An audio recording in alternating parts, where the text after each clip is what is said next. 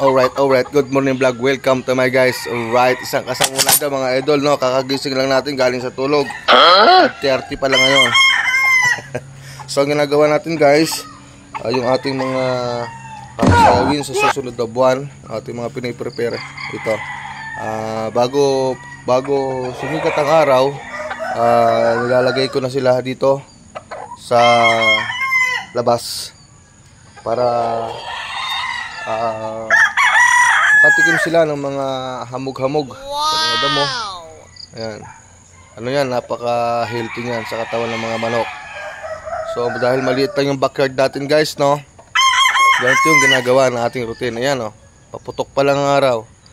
Napakaganda ng reflection. Alright. Ayan. So, yan, bago uminit dyan, bago sila kumain, pasigatan muna natin sila ng araw. Alright. Hanggang sa matuyo na yan. Dyan. Okay.